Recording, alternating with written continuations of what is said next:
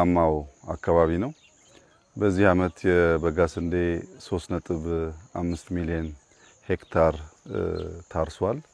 ከዚህ የሚሰበሰበው ከ300 ሚሊዮን ኩንታል ያላነሰ እንደሚሆን ይጠበቃል።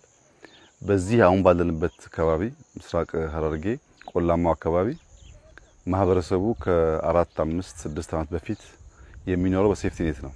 እርሻ አያቅም። ይሄ ቦታ ታርሶ አያቅም። እንደ በረሃ የሚወሰድ ቦታ ነው። ከዚያም ቀደም ብሎ በርካታ ግጭት የሚደረግበት ብዙ ሰው ያለቀበት አካባቢ ነው። አሁን መለስተኛ ግድቦች እየገደብን በካናል በበጋ ስንዴ የጀመርነውን ስራ ከጀመርን በኋላ በዚህ አካባቢ ወደ 1000 ሄክታር ገደማ ታርሷል። አሁን በጣም የሚያስደንቀው የዛሬ 3-4 አመት እዚህ አካባቢ ወደ 1.1 ሚሊዮን የሚጠጋ ህዝብ በሴፍቲ ኔት ይኖር ነበር። አሁን 74% ነፃ ወጥቷል። የቀረውን 26% በሚቀጥሉት ማክሲመም 2 አመታት ነፃ እናውጣ ብለው እየሰሩ ነው ያሉት እና ከተረጂነት ወጥተን የኛን ውሃ ተጠቅመን ራሳችን መመገብ የምንችልበት ጅማሮ ስራ በጣም ፍሬ እያፈራ ካለባቸው አካባቢዎች አንዱ ምስራቅ ሐረርጌ ነው።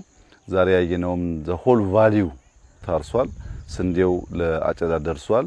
ይሄ በጣም ተስፋ ሰጪ ጅማሮ ነው። ይሄ የሚያሳየው በሀገር ደረጃ ሊታረሱ የሚችሉ ጎርጆች የተደበቁ ቦታዎች እንዳሉና እነዚያን ቦታዎች በተቻለ መጠን ውሃ አድርሰን ብናርስ በአመት 2-3 ማምረት የሚያስችል አቅም እንደምንፈጥር ያላየናቸው የተወናቸውን ቦታዎች ማስታወስ መሬት ጦም ማደር የለበትም ብለን አስበን የጀመርነው ስራ እያስገኘ ያለው ፍሬ በጣም ተስፋ ሰጪ ስለሆነ ሁሉም አካባቢ ከዚህ ተምሮ በዚሁ አግባብ አሲዳማ መሬቶችን በማከም የተረሱ ቦታዎችን መልሶ በመጠቀም ክረምት ከበጋ በማረስ በምግብ ሉዓላዊነት የማረጋገጥ ተግባራችን ተጠናክሮ እንዲቀጥል አደራ ማለት እፈልጋለሁ። ዛሬ በዚህ አካባቢ ያየሁት ስራ በጣም ተስፋ ሰጥቶኛል። ምክንያቱም ሰፈሩ እርሻ አያቅም፣ በተረጂነት የሚኖር ነበር።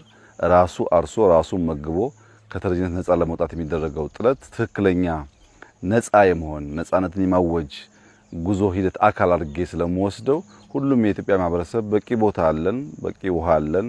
መትጋት መስራት ማየት ከቻል ኢትዮጵያ መርዳት የሚገባት ሀገር አይደለችም። ራሷን መገብ ትችላለች።